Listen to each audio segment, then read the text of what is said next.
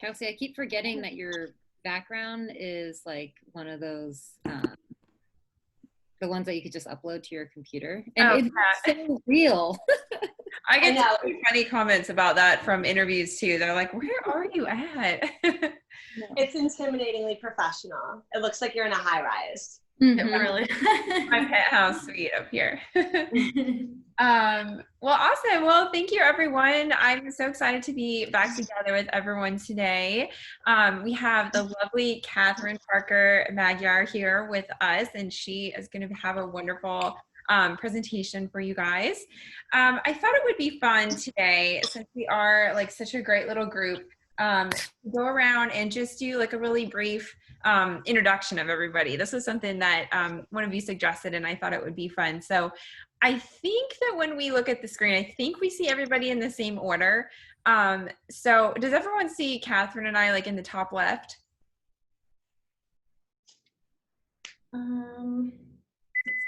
I do. It's Kelsey, and then it's myself, and then it's Katherine. Okay. Cool.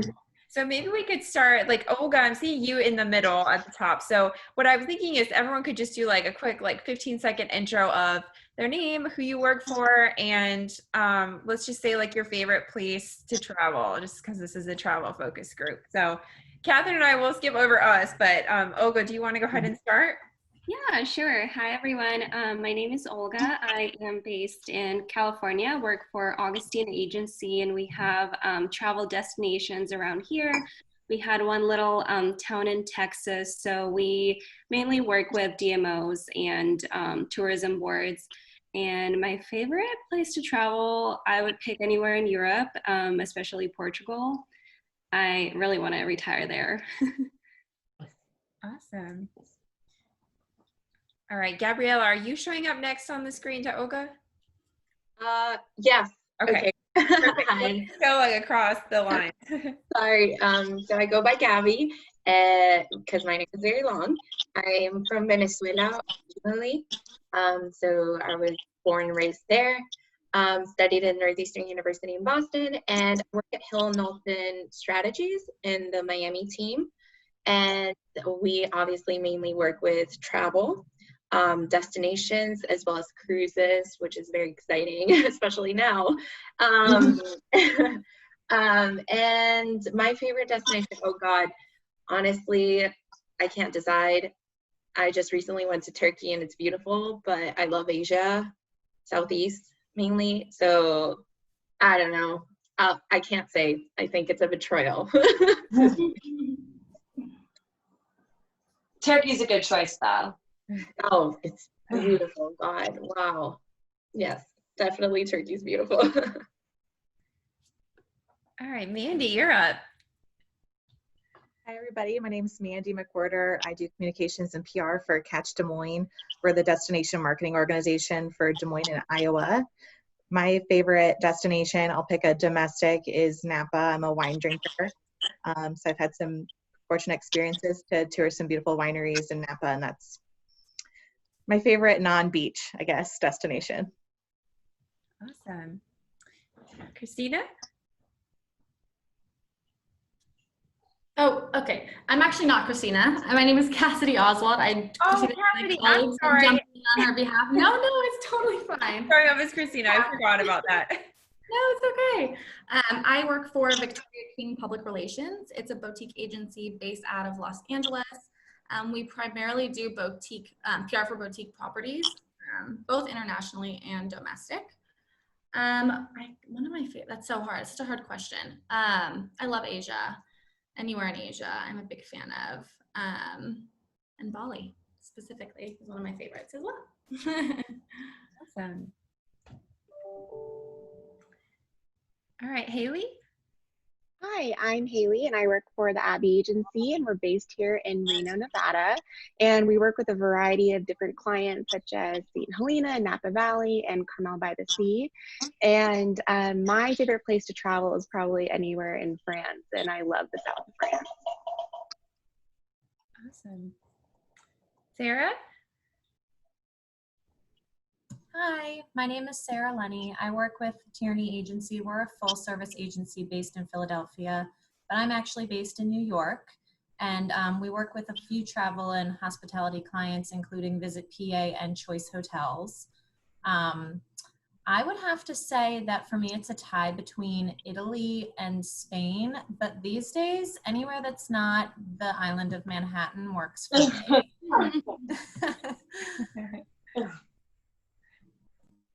Jamie? Hi everyone, I'm Jamie Silverman. I work for the Brandman Agency in New York.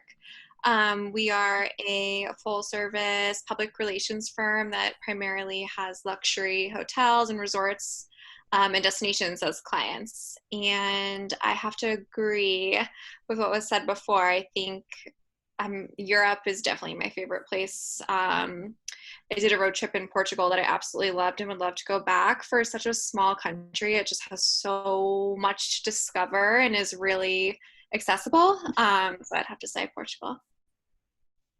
Awesome. Katie?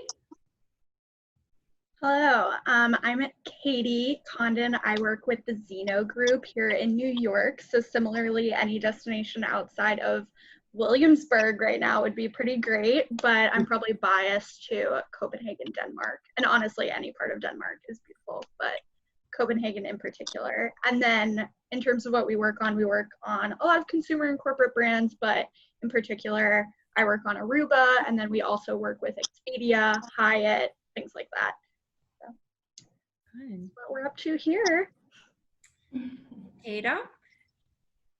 Hi, good morning. I missed last week. As Kelsey knows, I just got back from my first family RV trip, which was quite the adventure, never something I thought I would do. But my company is TLC Public Relations. We specialize in travel, luxury, lifestyle. I also contract with Jade Public Relations, and I am their heels on the ground here in Scottsdale, Arizona. So most of my clients are hotels and resorts in Arizona, the Southwest, and Hawaii. Favorite place I would say is Kauai. Just something so special about it and so beautiful. And I'd really give anything to be laying on a beach with a Mai Tai in my hand right now. So hopefully one day sooner than later. Same. Lauren? Hi, I'm Loren, and I am currently an intern for Cashman and Associates here in Philadelphia. I currently go to Drexel University, and I'm majoring in event planning and sports marketing. I help out at Cashman with communications, events, PR, kind of do it all. And my favorite place, I think it's going to be Paris, which I feel like is kind of basic, but I just love it there, or Sorrento in Italy. Awesome. Jenica? Hi everyone. I am so jealous of all the places you guys have been to. I think I'm definitely the least traveled of the group, but I would love to go to all of those places. So I work for Lawrence PR. It's a boutique agency in Portland, Oregon.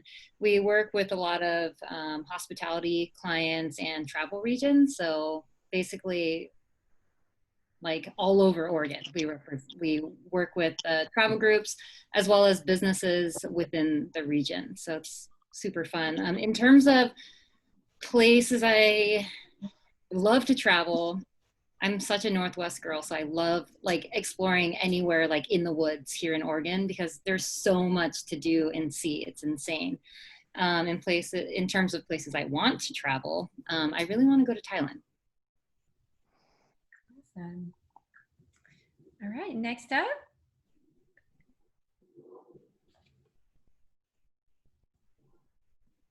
Is it, I don't want to pronounce your name wrong. Is it Devin? Devin, yeah. Devin, okay. Hi, everyone. So my name's Devin. I work for the James Collective. We're a small integrated marketing agency based on both coasts. I'm working in the New York office now, so similarly to everybody, just as far as travel goes, anywhere outside of Manhattan would be mostly ideal right now. But we work primarily with food, wine, and travel clients, so a really great mix.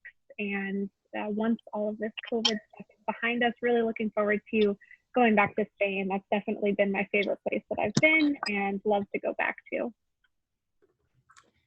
Awesome. April? Hi, I'm April. I'm with the Public Relations based in Denver, Colorado.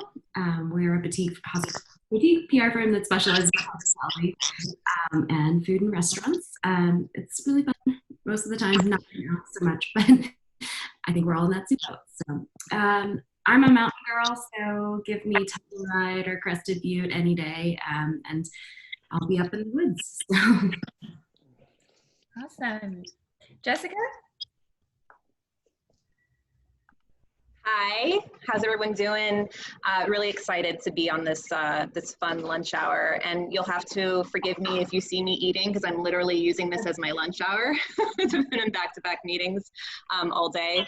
But I'm the president and founder of JWI PR.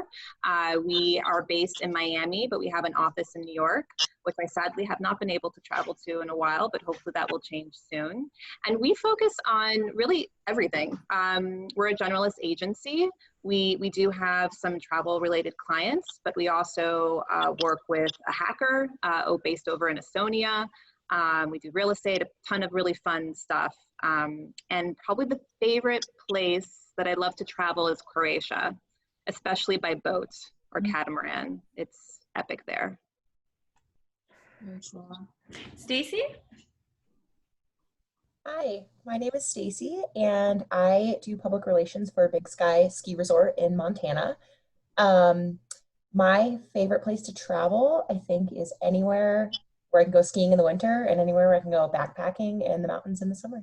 So right now I'm just exploring my backyard in Montana. My home state.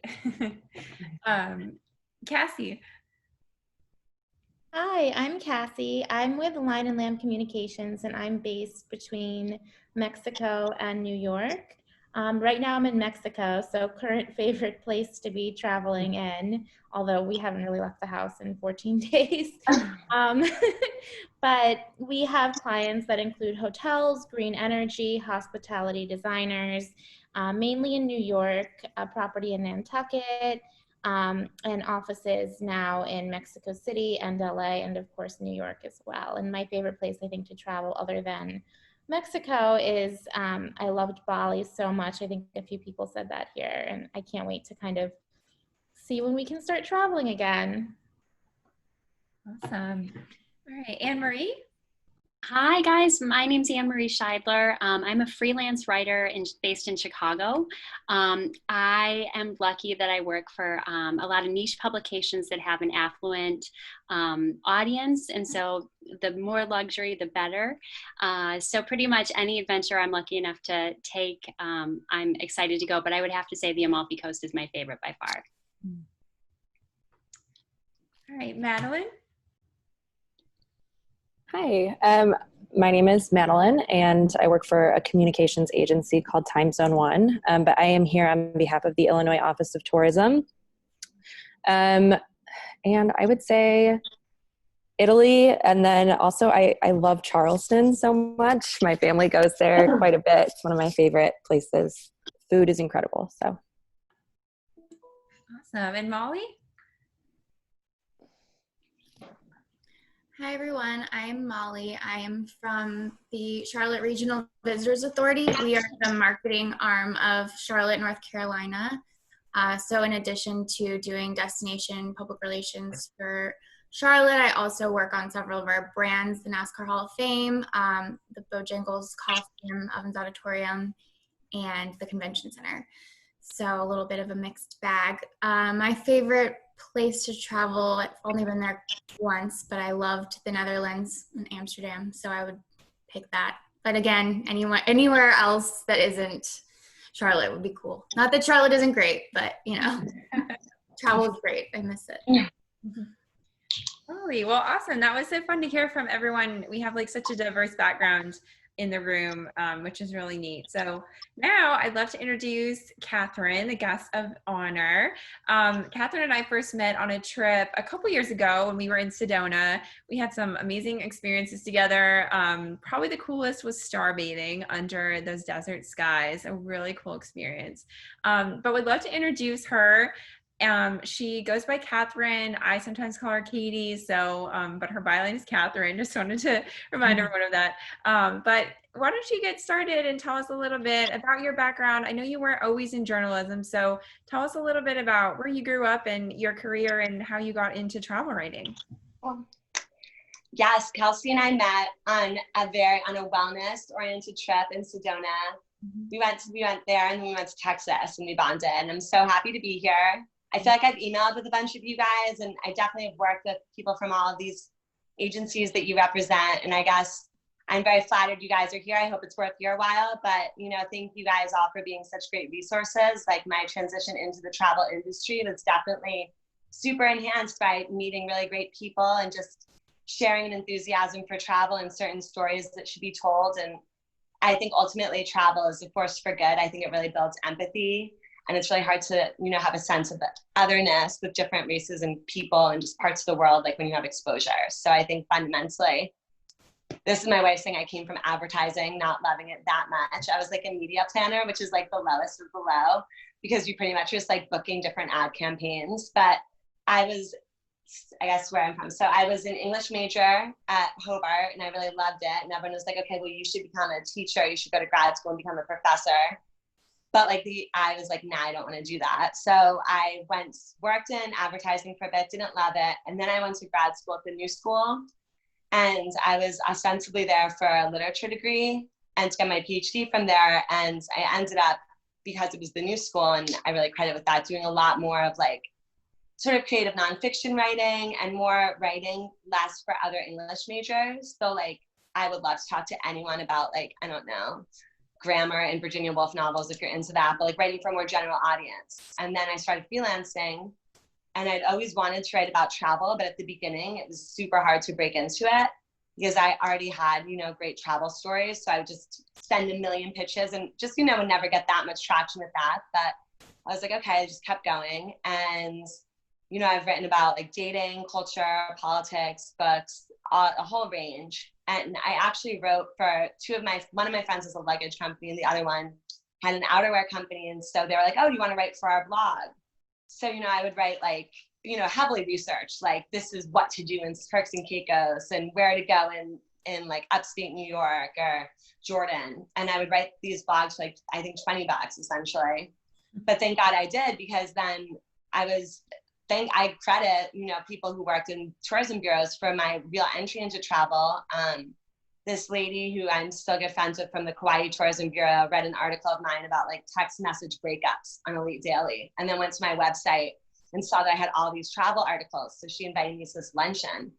And I was like, oh my God, of course I'll go. I'm announcing to everyone, because I'm a freelancer and I just started freelancing for a year. I was like, I have a meeting. It's a very important meeting. I go, everyone's drinking Mai Tais and Aloha shirts. I'm like, what is this? And I don't know what a press trip is. I don't know what anything is.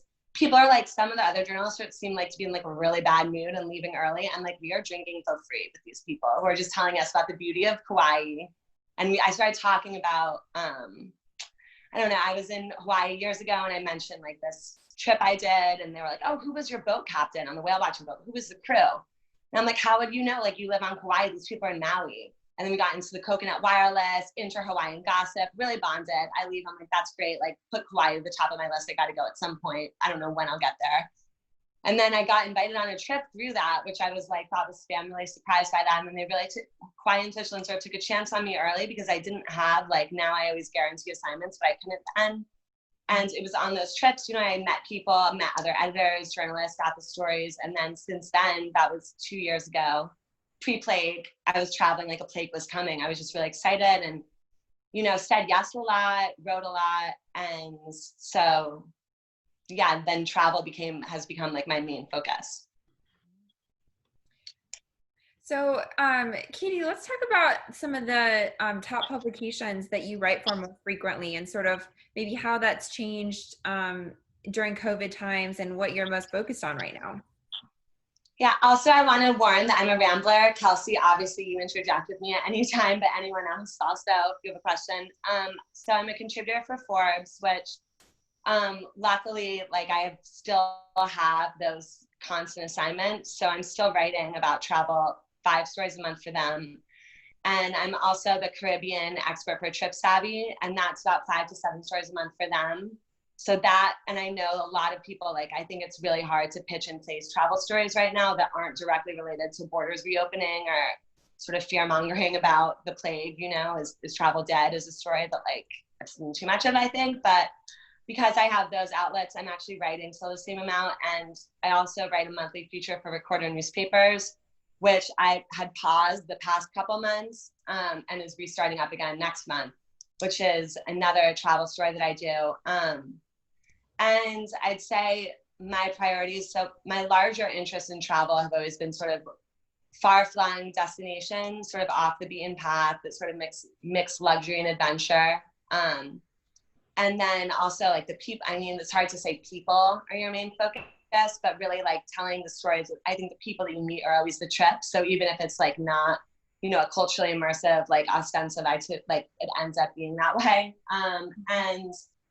Now I think with everything that's happened, like I did write a bunch about virtual travel, but less so about like, because I'm so sick of my screen, and even though like I'm on it a lot anyway, like a lot more like books to read, movies to watch that have done really well. I just did a 50 books for 50 states thing, so I guess like blending those things, and then given the like much needed spotlight on, you know, diversifying voices that you're reading, that you're listening to, I'm doing a story called like 17 Black travel writers to read now, which has been super fun because they were like, I don't know, 12 of them I was already friends with, and then was connected to a couple more writers I'm featuring, and I'm writing a story about a Black-owned, this woman who started her own travel agency in London, and sort of telling those stories.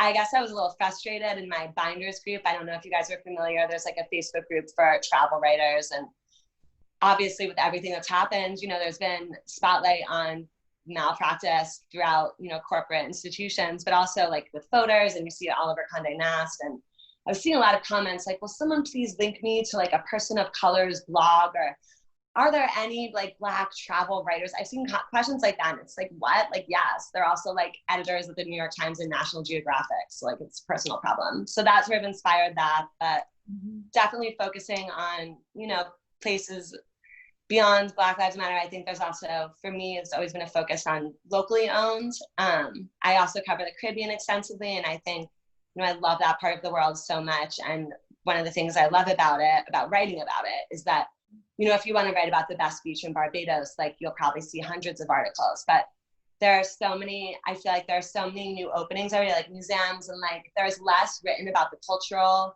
differences between the different islands, what makes each island unique, and like sort of spotlighting that there's more to do in the Caribbean than the beach. And something that's gone hand in hand with that is working with the tourism bureaus. And, you know, I think, of course, like some of these countries, you know, they only got sovereignty in the 60s, 70s, even sometimes. So you're seeing a shift where it used to be, you know, foreign owned hotel groups, but now it's really changing. And I think that that's something that's exciting.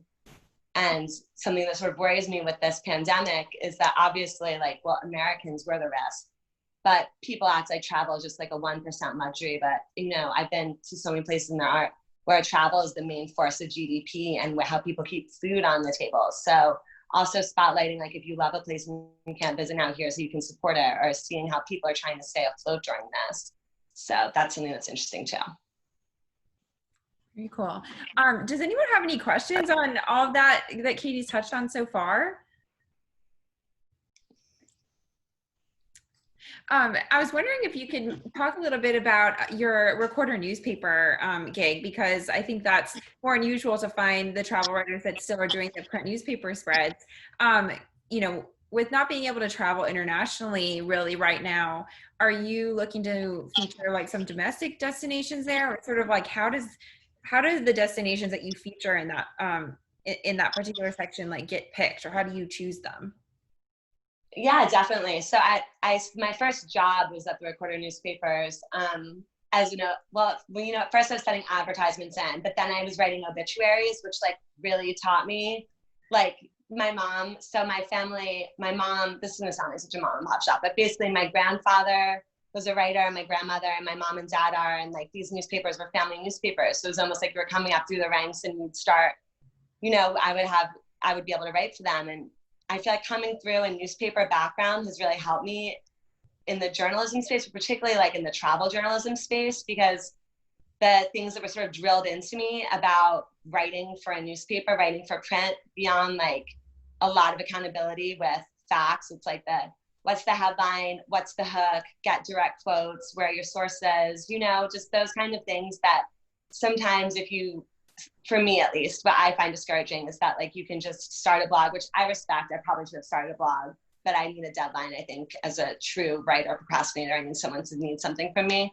But you know, I'll read blogs and sometimes they just like won't be fact checked and just won't have like that sort of accountability. And I think that writing for newspapers taught me that. And so I still write for them now on a monthly travel feature where I provide like photos, videos, and it's like a spread.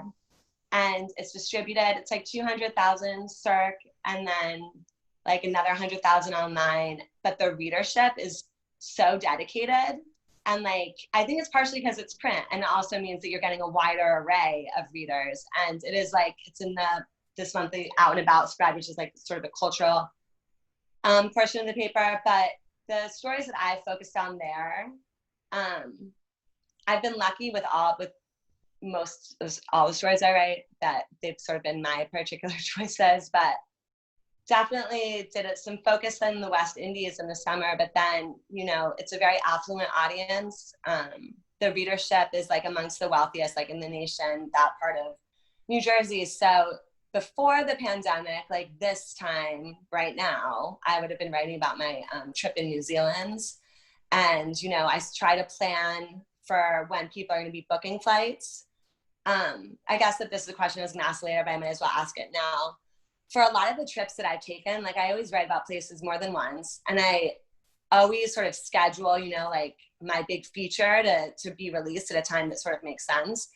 But due to the pandemic, I've had some publicists and visitors bureaus be like, oh, hold, we don't know what's going to stay open, you know? And I want to know, I guess, more transparency about what people think about travel coverage. Like I just wrote a piece about Alaska that's doing really well actually in Forbes about, you know, this should be our post-quarantine trip. And I did none about scuba diving, but I guess that's a larger question for you guys. Yeah, how do I pick the topics? I feel like, and maybe this is too much relying on my own instincts, but I feel like if I've been to a lot of places, if it appeals to me and I think it's a cool trip, that is often like just the spark that I need to like find the angle. And like I've never gone on a trip where I haven't been able to come up with a story angle. Like usually I feel I have a list of all these things I want to write about each place I've been to. So it's really just a matter of like whatever sparks my personal interest the most, I know is going to result in like the most, right? Like my first trip was to Kauai. I think I've written about that place like 18 or 19 times, because it's not, if you're always writing about travel, things can always be relevant. Mm-hmm. But that's a good question, so I guess I'm rambling. But the domestic, I don't know. I think it's going to be interesting because I feel like on a week-to-week basis, people's comfort with traveling is changing. Like if you were to ask me last week how I feel about traveling, it would have been different than this week. But I do think because, you know, we are the gross, ugly kids at the table that nobody wants to sit with because we're rightfully diseased, nobody wants to let us in. So we're really gonna have to like make do amongst ourselves despite being super polarized. That's its own story, like discovering America at a time when America's never been more divided. I think that's an angle. But I don't know, I do feel like there's gonna be an emphasis on outdoorsy trips. I'm sure none of this is new, like outdoors, luxury, remote. I think finding places in the US that, I mean, I've been to all 50 states and I grew up traveling a lot, like with my family and, you know, driving across the country and back with like 3 of my siblings, my parents, probably 2 in diapers, I think made me a good traveler because I was like, Jesus Christ, like we're literally not gonna ever get there. Mm-hmm. But I think road trip stories, I don't know. I think it's gonna be interesting because part of me also wants some escapist reading right now. Like I reread the story about Antarctica. I was supposed to go in the fall, I couldn't go, and now I actually have nightmares and like I'm never gonna get there. But I think people also read, I think that in this whole emphasis with travel writing and what's travel writing now, and the New York Times canceling their travel section, which I thought was like a little much in response to critics, is that half the time I'm reading about something I don't know. I don't have a flight booked. I don't know when I'm gonna go. It's like seeding an idea. And I think travel is escapism as well. So just because you can't book a flight immediately, I think people are thinking long-term about trips. And it's made me kind of want to write some features like, you know, when we can travel again, you know, don't put it off, like put the money towards it. It's probably gonna be cheaper than ever. You don't know when the next plague will strike and the next, you know, hopefully never another Donald Trump president, not to get political, but will lock us home. So you've got a window of time, like get yourself to Argentina, you know? So those kind of stories I think are interesting too. And that's what I'm gonna go back and forth with my coverage with, here's what you can do now.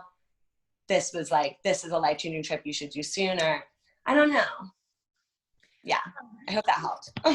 Could you talk a little bit through, like, obviously you are able to draw on a lot of your past trips that you've gone on for your stories even today for places like Forbes and TripSavvy, but what have been some effective ways for publicists to pitch you ideas for those when you're not going as much as normal? Because, like, for example, I know you have a really innovative like email filing system that you told me about how you go through pitches, and she is kind of a rock star, and she told me that she tries to respond to every single email she gets, which I'm completely amazed and impressed that she does that. So can you just tell us a little bit about like your process for going through pitches and like what makes them stand out to you as a good idea? Yeah. So for me, probably also because I've been on the media side too, like this, I've seen some sort of like antagonism sometimes on behalf of journalists towards publicists, like the attachments in my email or these pitches aren't catered to me. And it's like, you wouldn't be in Singapore if not for this person. So like fundamentally, like I'm happy when a new person emails me. I did this thing, it was psychotic. I'm trying to tell Kelsey to do it, but like to acknowledge it, it's going to take a while. But as a freelancer, my inbox would be like emails from my friends, you know, some forward from my mom, and then like an editor, and just you can miss things. So I color code every time a publicist emails me. I color code their email in like a lavender color. So when I look at my inbox, I can see like, you know, editors are like terrifying yellow, and like if I'm scheduling something, it's bright red. So I do try to respond to everyone. For me, from the pitching process, like there have been a few times when a pitch, I've just seen a pitch and literally written about it before I could even get, you know, all the assets I needed because I'm excited about it. Usually that is if it's like I wrote about, you know, going on safari in South Africa from your couch. And part of the thing that drew me to that was because like the people who founded it and like where the proceeds were going to, and I think it's interesting. Also, like I'm obsessed with travel in the Middle East. So I did this whole thing on pearl diving in the Persian Gulf. So sometimes it'll be something that's just sort of like, I'm like, oh, that's cool, you know, and it just like grabs me and then I'm in. But oftentimes, if I reference something that someone's pitched me, it's not always immediate. Like I'll find that I'll come up with a story idea, like the most unique safaris, and I've got 6 I want to do, but I want to do a couple more. And that is when I like search in my color coded inbox and I'm like safaris. So you could have emailed me something a year and a half ago and it's going to be relevant at that moment. And I did a lot on the Amalfi Coast despite not having been there, which is like so sad. But that was where, you know, every email anyone's ever sent me really helped, because then it's like, you know, you get a succinct definition, and it just puts it on the radar. It's not, and for me, like, I feel like I don't know. I know some people like to copy pitches word for word, and I sometimes wish I did that because I feel like I'd sleep a lot more and like be less frantic. But like, I always want to like, I'm always paranoid, and I feel like, well, why be a writer then if I'm not going to be writing my own stuff? So it's longer and harder to write about a place you have not been to. And so I try to avoid writing an entire feature about somewhere I haven't been, just because I feel like what's great about travel is the more you travel, the better you can describe and contrast. But if I've never been to a country, I can't tell you like what like the light, I don't know about that sunset. You know what I mean? And like, I can't authoritatively say as much, but I do it if you're doing larger travel pieces and roundups, which get a really bad rap sometimes, but maybe I do them wrong. But like I did a roundup, like the 10 bucket list trips for the next decade for 2020 for Forbes. And that got like 80,000 views and went really viral, but they were long, you know, it's like each thing is like a deep dive. And I find that sometimes like that roundups can be really good. So that is where pitches come in handy. The only time for me, if it's not travel related, you know, then it's not as handy all the time. And then also if it's family travel, it's just something that I'm not really interested in. So I don't have a family, I can't speak to that. So that's the only other thing. And pet travel.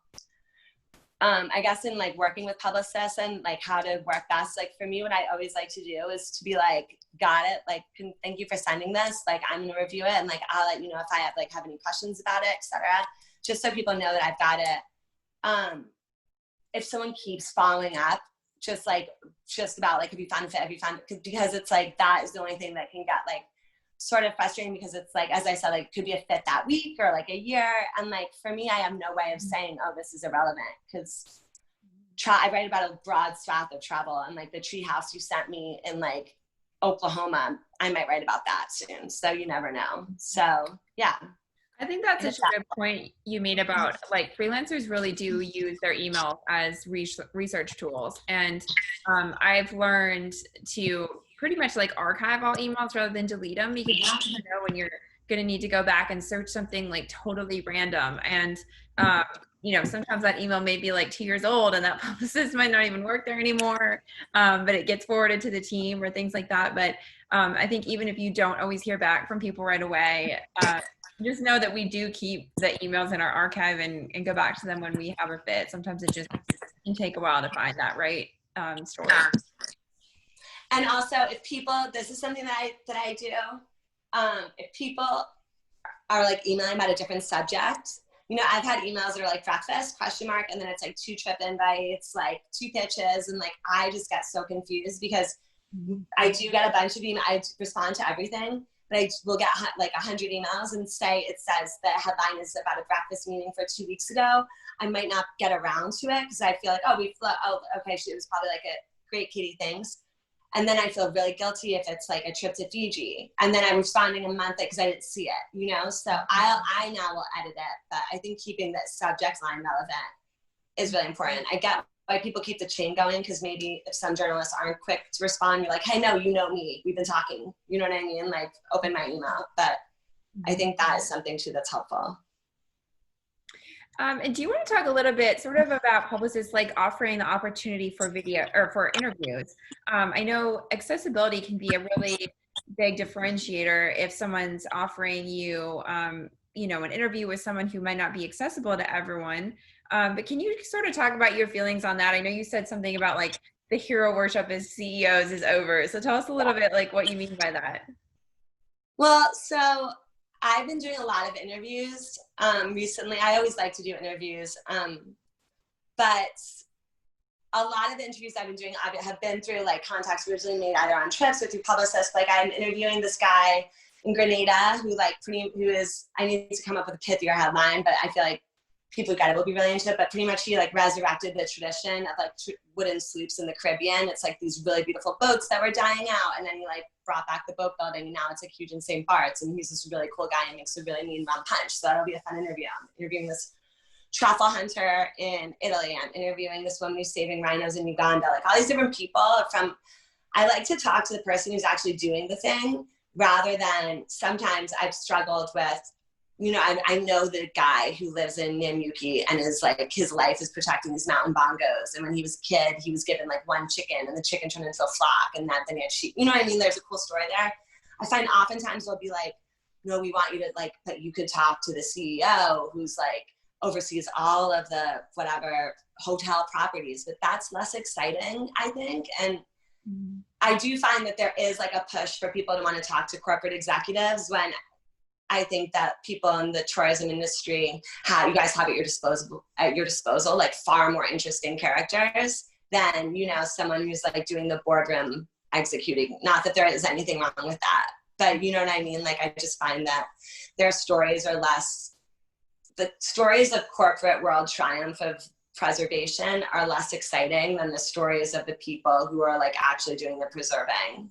You know what I mean? Or just the stories of the people who came up with like a cool diving retreat are less exciting than maybe even the dive instructor who like found the spot. So I think just connecting people more directly to a source is interesting. And I feel like those stories always do really well. Mm-hmm. Awesome. Do you want to talk to anything else that you see, like travel publicists specifically getting wrong, or things like that you wish they would do a different way? Yeah, I don't know. I'm very honestly, like, I feel very grateful for the experiences I've had in this industry. I feel like the people that I've met have been wonderful. You know what I mean? Not just to work with, but then meeting. And maybe I'm bad at meetings and we just end up talking about our dating lives. But whatever that seems to do, good business seems to result. But I think I've had overall a really great experience. I'd say the only things that can be annoying are just the follow-ups on a blind pitch that that just takes up a lot of like back and forth space. And then I don't know, because when you are managing all those emails, I think that's like one thing that's not even a big deal. And like I totally get that you guys are trying to place things and like that's your job. So, and it doesn't even happen that often. I don't know why I'm keep rambling about that. I guess one thing that I think would be a cool initiative and something that I think is helpful is when people are talking about hotel groups and they're talking about hotels reopening, there needs to be more of an emphasis on how this aligns largely with like the country's protocols, which wouldn't have been as big of it in the past. A year ago, you could be like, amazing, eat and whatever, and St. Bart is open. But now like there's all this other context around it. Well, they're reopening, but like what's the protocol for travelers and et cetera there. One story I haven't seen pitched I've been hunting this story fruitlessly apparently, but now that I'm stuck in America, maybe more so. But one thing I find really interesting, when you go to Canada and New Zealand, but I guess I'm going to focus on Canada here, is like the First Nations, like the Indigenous Tourism Association. There's like a map where you can go to hotels that are owned by different Indigenous First Nations population in Canada, and ways that you can like experience the culture, get back to the culture. In my story about Alaska, I was able to cover that in Ketchikan. Like, you want to find if there's like oh my God, it's like a palm, I think, or a star. Do not quote me, even though I wrote this yesterday. I forget what the symbol is. Of like, this is where you can tell it's authentically made and not made by someone, I don't know, in China and being sold as native art. But something about like, I think the Native American history in our country obviously is really fraught. So they're different in different states. There's different sort of interactions between the Native American populations and the reservations and the rest of the country. But I'd love to do a story on like the 10 best places in the world to go to like experience Native American art, or like how to like support Native American culture and learn more about it. Growing up doing those cross-country trips, that was something that I was always really fascinated by. Like my favorite book series was about these girls growing up in different Indian tribes. And I feel like we don't have that as much in the US. I know there's certain museums, but I feel like that's a story I'd really want to write. So if you guys know anything there, it's a call for pitches. So awesome. That's a really good point, Katie. Let's open it up to questions. What else do you want to know from Katie in our last 15 minutes? I have a question. Katherine, you mentioned that you like working with tourism bureaus. How do you prefer to work with them? How do you want them to approach you? What kinds of ideas are you most open to? I'm asking on behalf of Visit PA. I love Visit PA.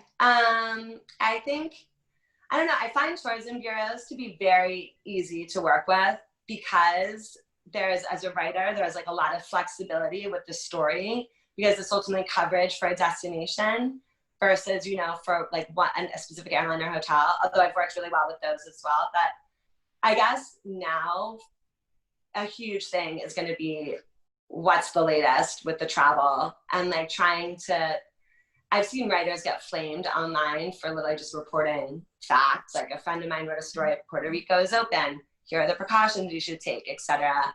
And then it turned into like a white woman encouraging people to go to brown countries and poison and kill everyone, which is insane. I know, it was insane. It's like, well, are you saying the only Puerto Rican people can write about Puerto Rico? It was nuts. It was nuts. So it's a very delicate thing. So I feel like getting as much information about that as possible and sharing that, because those stories are also getting a lot of clicks. And I think that there just needs to be, unfortunately, like weekly content, it's never annoying if like there's new news to always just be sharing it, So I think that the tourism bureaus now, tourism bureaus now accessibility, and then what I think is going to be the next step, and I don't know, hopefully this comes sooner or later, but then it's going to become, you know, deals and why you should go and what and how, like, this is the safest and this is the best. And this works for hotels and airlines too. Like, there are activities that are socially distanced that you can go to. And unfortunately, like, our country is such, like, I feel safer at a hotel than I do at a rest stop, certainly in Maine, where people are just walking around without masks. So you're almost better off being a place that literally business-wise is taking it seriously. I think the temperature checks, I think stuff like that, I think stories like that about how travel is evolving at the moment. But then largely with tourism bureaus, I think the best way, I've worked with them in the past, is, you know, meeting, rest in peace, that thing. That was really fun, getting drinks or getting breakfast or lunch. And I guess now Zoom calls, even though those can be, it's not the same, but, and then figuring out, like, okay, what's been great for me is talking to someone, they're like, oh, you're into this. And then they'll know, like, for future trips or story angles, like, oh, this seems like something you'd really like. And so just, I think for all of you guys are the experts on whatever you're representing, you know, the most. And then just finding out, yeah, we have a relationship with a journalist, like what sort of general sphere they're interested in is always like, yeah. But then I also don't mind mass pitches. Like, you can just send me a press release, you know, and I use it. Like, I don't know, harass me, I'm here. I'm quarantined and I'm here. Thank you. Sure, Mandy, you want to go ahead? Yes, please. Hi, hi, Katherine. My name's Mandy. I'm representing Catch Des Moines, the Great Des Moines Convention Visitors Bureau. We don't delude ourselves that we're a luxury destination, and that's what you said. You write about. Have you had any successful pitches from markets like ours that don't necessarily have the big amenities like mountains or beaches, but still have unique things to offer? For us, it's outdoor recreation through our bike trails and water amenities. Yeah, no. So I feel like yes, short and short, I think one of the coolest things, and one of the things it's this pandemic will have me shift, I think, is finding sort of untold stories. And I mean, I've been to Des Moines, like I obviously don't know everything, but I've been to all 50 states. Like, I'm aware America's so big and so beautiful, and there are great people everywhere, and there are cool stories everywhere. So I think that is going to be something that's, you know, I've written stories about, like, underrated spots in the US, but I hadn't been prioritizing American travel as much, because for me as a journalist, I was like, I need to see more of South America. You know, I need to see more about, I wanted to get a more 360 view of travel so that I can talk about, like, the Arctic and compare it to, like, I don't know, you know what I mean? Just, I wanted to have that knowledge. I wanted to see what I hadn't seen. And now that international travel isn't an option anymore, I think that there is going to be, like, this desire to, like, off the beaten path. Mm-hmm. Also, I think that hopefully, America is so polarized, and I think that, but then they have these studies that it's actually, like, the differences between us are less by state lines, and there's more, like, other stuff going on between urban. Basically finding, like, stories that unite us in the US, like, particularly if we move into a better phase of our country's dynamic and we try to heal, I think that travel helps there too, you know, so yes. Thank you. I have a question. Obviously, I know we've worked together because Aruba, Caribbean. We're kind of in an interesting spot as a tourism authority because we are open to the US right now. And that has been, and now as an authority, they're starting to look at press trips, influencer trips, re-engaging those things. I know this is probably a question that you get asked daily by travel PR. And it, as you said, changes every day. And Kelsey, I'd like your perspective on this as well. Like, press trips for you, like, what do those look like? Like, Ramsey said that was something, you know, last week. He was like, yeah, like, totally would be interested in group or individual. And then you have other people who are like, I'm not getting on a plane until there's a vaccine. So I would just be curious, like, your all perspectives, anything helps all the time. So that's a good question. And hi. You know what, like, I think this is also a self-selecting answer though. Like, I'm a travel writer, like, I would get on the plane. So, and with Ramsey on that. But yeah, I'd be open to group and individuals. It all depends. I think though, I think that the thing is that it's going to have to be longer trips, because if the cost of getting on a plane is now some sort of moral existential, like, am I going to contract COVID? I think that people are going to want to be there longer versus, you know, I went to China for 5 days and it was great 5 days. But now I think people are going to have journalists there longer. And I feel like there probably will be more of an emphasis on individuals. I don't know, like I've already been in discussions about it. I think that when the risk is higher and now more people are working remotely, people are going to be taking longer trips to different places. So I think that the nature of travel might change a bit, particularly if people are going to be quarantined. People are going to be socially distancing for the next 6 months and working remotely, and people will start to travel, but I feel like it won't be like, you know, the sort of frenetic whirlwind of activity that, you know, that was my speed. But I think spending more time in remote destinations, the Caribbean is very interesting because, I mean, the Caribbean, like so many of these places, they need travelers. They need US travelers. And it's also one of the few places in the world that wants us. I think the things that have been disheartening for me, I mean, I need to go back. I'm planning on going back. I've still like, I want to go to every island nation, and I'm not there yet. But I feel like Caribbean travel will open up earlier. Yeah. Like, yeah, it has. Antigua, like I was reading about these people, or someone was like these people who like didn't want to get the nose test, and they said it was invasive, and they landed in Antigua and refused to get it. Like stuff like that is stressful. I don't know. I think it's interesting because Americans are the problem, but yeah, I would go. I just think it's safer too. I was in Curacao when COVID arrived, and I left, and like they've sort of erratic. I would have been safer down there, but. No, it has been really interesting in the Caribbean. Like the ABC Islands in particular weren't hit very hard by any means, but then you have Jamaica that hopefully no one on here is on the Jamaican Tourism Board, but I think were hit the hardest out of the Caribbean, and it's like, how do you even look at that? I don't know. This is what keeps me up at night, so. Well, I also think it's an interesting, annoying dialogue I'm seeing where, you know, countries have agency, and it's like if a country is opening up and they have decided that they want American tourists, and you write about that opening where you go, you're not doing some imperialist, colonialist, racist act by going. Do you know what I mean? Which is like where I'm seeing like some parts of the internet being like the Puerto Rico story, you know, or like I've seen like don't go to brown countries during this. It's like I've seen it be a touchy subject. So I don't know what the answer is there. I think too, I mean, I agree with a lot of what Katie said. I'm getting on a plane to go visit my family in a couple weeks. But one thing that I think about it is that I think there needs to be more communication up front about expectations for any hosted visits going forward. Because even people because there is such a hyper sensitive culture right now, I think journalists, even who were like really willing to do like a play-by-play and room tours and things like that on Instagram, are going to be wary of doing that. I went on my first like individual visit this past weekend, and I was like very nervous to post things because I didn't want people to call me out and say like that's unethical of you to be traveling, or, you know, it's just like such an open world right now that you don't want people to like, I guess no one wants to be like that person that's called out or judged for like making a decision about whether they want to travel or not. Even though, you know, it's our livelihood, we all want to get back to traveling and doing what we can, but there just might need to be more conversations had about, you know, what exactly are you going to share from that? And I think that the whole thing with like confirmed assignment is going to need to be really flexible and maybe just go away entirely, because you just don't know what you're going to find and how your experience is going to be. And I know for me, I'm not going to be pitching any trips to editors in advance of going until I know that I have like gone there and felt safe.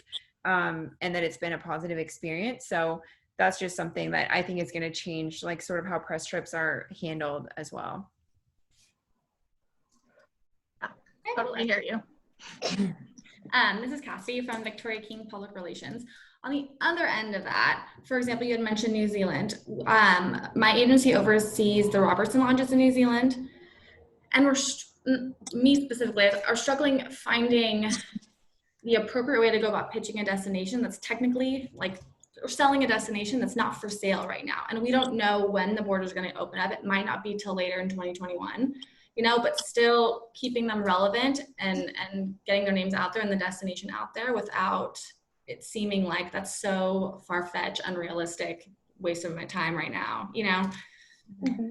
I actually think, so I worked with New Zealand tourism, and the story that I'm going to write, I mean, I think for August or September now, is going to be like why a road trip in New Zealand should be like your like ultimate, some bucket list trip for when this is over. Because, you know, I think with New Zealand, you're almost at an advantage because someone reads the story about Robertson Lodges. They're not gonna be like, oh, I'm gonna go in 2 weeks. You know what I mean? People have to plan in advance anyway. Exactly. And also like, I think positioning it as like a bucket list trip, or this is where you should go when you can go. Cause I think people are so antsy anyway. And just as much as domestic travel is gonna spike, like the whole industry needs to spike, but I think that when you can travel again, there are going to be deals and people are going to be like, oh God, like I've always wanted to go here. I always thought I could go anytime I wanted. Now I'm realizing that that's sort of a luxury. I'm going to go now.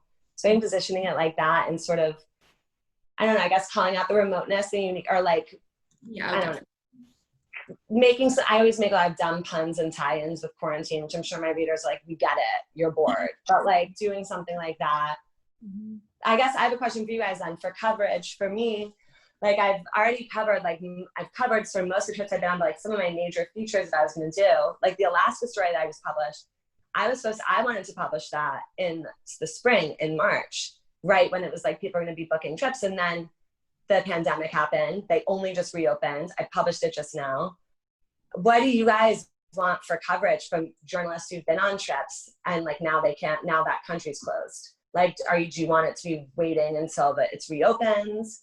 I mean, I'm asking generally. I've been in touch with people who post to me, like, just like having chats about like, and a lot of the times it's like, I'm just going to write a narrative story already. Cause I do a lot of first person anyway, be like, this was a trip I took. This was because you don't know how long you're going to wait.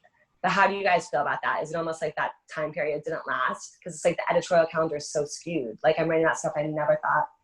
I usually plan like a couple months out in advance. And now it's just like, you know, total sort of mayhem. So I'm curious what you guys think. I'll go ahead and answer that a little bit. I think it really, and I know this might not be the best answer, but it really depends on the type of story that it is about, really. So let's just say, for example, I work with Katherine, and I'm not sure if you're familiar with that cruise line, but they do a lot of voyages in Alaska, for example. And I know, like, for example, for us, we had amazing stories in line for before the virus happened. And like a couple of the writers came back to me and they're like, oh, should we publish this? And we were like, you know what, let's just wait until the situation's a little bit better. Maybe we have great deals that will complement this story and we can maybe include it to it and do more of a, you know, a push on that. And so hopefully people can plan in the future, but is more strategically placed into when the story runs. So I think if you could, you know, potentially follow up with the people that the publicists that kind of helped you develop that story, or maybe host you or something, maybe they can provide a little bit of insight, because on our end, at least with me, I work also with Miami Beach, which is awful. Let me just tell you. You know, for us, it's very important to have that communication, be able to say, you know, we're working on this or we're working on that. This would be a great fit. So that would definitely be super helpful, because as the situation changes all the time, there are new things that we come on our end to help our clients, you know? So perhaps that's something I would definitely strongly consider. But if it's more of a piece on the destination itself, and just something that, you know, kind of inspires the people to have that destination in their mind, I think any time would be great, especially now we're more engaged online. We're more looking for stories. We're more looking for deals. We're just more engaged because we want to be able to like dream about our next vacation, right? So I think that's like what I would do or would like to do. That's helpful. I think I have stress as just a journalist. I know, I'm sure it's more stressful for you guys, actually. If people don't deliver, I would probably kill a human because the trips are so expensive and they're like a valued spot. Oh my God, I can't say that. And like being so off the cuff. But I get stressed. I'm like, oh God, I've got all this stuff that I want to write and get out. But it's a different time. So you almost do have to sort of schedule it with the cadence. So that is helpful. Thank you. Also, if I can just ask you very quick, I will also follow up on what Christina said before. I work with Miami Beach, and so I lead the account, and we're the Visitor and Convention Authority as well. So of course, all of you are familiar, Miami Beach is the new epicenter. They're even comparing it to Wuhan, which is crazy. So I kind of wanted your opinion, Kelsey, you too, maybe, on, it's a huge challenge. And I've received so many people saying, like, look, I am not going to touch Miami Beach. I'm not going to touch Florida and means. So if you could provide any type of insight or just anything that might help me, get placements for my client and different angles, because I've definitely been brainstorming, but it's still very difficult, I guess. I think maybe one thing you could do, Gabby, is, this is the time to rely on those people you have those relationships with, right? So, sending a check-in to them and just being like so transparent, like you just were now, like saying like, look, I represent Miami Beach. No one's coming here right now, but, is there anything we can do? Maybe you're working on a story that needs like a chef source or like, Right. some sort of hotel expert or something like that, where it's like, maybe it's not even a story that's COVID related, but they could somehow work in someone like within the city that, would somehow give you credit for working on that client. Because you just don't, like promoting people to go there right now is out of the question. So how else can you talk about Miami Beach without actually telling them to go there? It's just something to think about. Okay. I would focus on cultural, like Kelsey said it, but I would focus on like cultural exports too. Do you know what I mean? Like I feel like every place has like certain things that are tied to that place. Like for Miami Beach, like I'm like, like I don't know, I always think in puns and dub headlines, but like Miami Vice, like the best cocktails to make to transport you to XYZ, or like fashions that have been inspired by Miami Beach, or like the art scene there and stuff. Do you know what I mean? Like something like that. I think those are always relevant. And even like, yes, there are stories that are going to make you want to go because it's like, oh, 10 reasons to go to Miami Beach. But oftentimes I'll find I want to go to a place after I read something like that. And I'm like, ooh, Miami Beach is kind of cool. Like, how's that not on my radar? So that's also seeding too. Mm-hmm. But yeah, I focus more on the stuff that people associate with Miami Beach. And then maybe I just love cocktails, but I think cocktails are always a good way to go. Awesome. I'll definitely take that into account. And then my last question, I'm sorry guys. So sorry. What are your challenges as a freelancer, both on the end of working with PR agents and then as well as just being a freelancer in general? Like what are your struggles? Okay. I would say it's gotten easier and better, but definitely you have to be really self-motivated freelancing and very organized, and just it's a lot of work. Like it's a lot of, what is interesting, I think, about being a freelance writer is that, when I first started, I feel like my job was just write. You know what I mean? Ooh, I sold this story. Let's write it. Let's write that. And then, when you're in travel, it's a lot more logistical and, being on top of things in terms of like planning trips, being like meeting people, etc. I think that challenge for me can be sort of prioritizing usage of time and prioritizing like different stories to tell. I don't know if that helps anything. I don't know if that is done. I think a lot of us too just struggle with like information overload, and like we love pitches, but I wish I could spend like a day a week just going through pitches and brainstorming, but sometimes with deadlines and everything else that editors are asking for, we just don't have that luxury. So that's my biggest struggle, is that I just wish I had more time to think about all these ideas with people. But sometimes they're just a little, if I look at it and think, oh, this is going to require like an hour of work for me to like get to a point where I can actually pitch this, I might skip over it for now. And I wish I didn't have to do that. But I think that's why it's so important to really focus on writers that are like really in the niche or the idea that you're trying to pitch. Because if things are even just a little out of their realm sometimes, even if it is a great idea, they just might not have time or interest in focusing on it at that moment. And stuff easily gets buried in our inboxes and we don't mean it for it to, but it just happens. But that being said too, I really appreciate, like for me, like when I write a story, like I feel like I'm writing it, well, fundamentally, I feel like I have the story that I want to tell. And then if I get it out and I feel like I capture the spot, I'm really thrilled. And I have the people who I was with, my new friends in whatever country I was in. But then also I love the relationship. I love getting like I love the story. But, you know, it's like great. It's like, ooh, sometimes when you send stuff in the internet, it's like in the ether. And then it's like, you know, to get that kind of feedback and have that sort of like engaged support of one another, I really like that. So it can be overwhelming in the inbox, but then like, you know, the rewards after working together on a trip or a story, and then, you know, it's great. So cool. All right, well, I want to wrap up everyone, so it can be mindful of your lunch hour that you are spending with us. Katherine, really quick, do you want to just tell people where they can find you, your website and social and everything like that? Yeah, so my website is www.katherineparkermagyar.com. I like to spend way too much time on that then. And then my Instagram is at Katherine Parker Magyer. And guys, I have 10,000 followers. I'm not saying I'll stop being a journalist, but I'm saying I'm thrilled about it. I worked so hard for that, and I can't even swipe up. That was the question you were going to ask, was that if Instagram followers have any impact on people who want to work with journalists, or not at all. I don't know if we can ask that. I feel like we're too past the time, but if anyone and Twitter, KPM1221. I'll email you about that. Yeah, tell me. I'm just curious because I feel like I reached the mountain and it's like, well, there's nothing up here, so who cares? The answer is yes.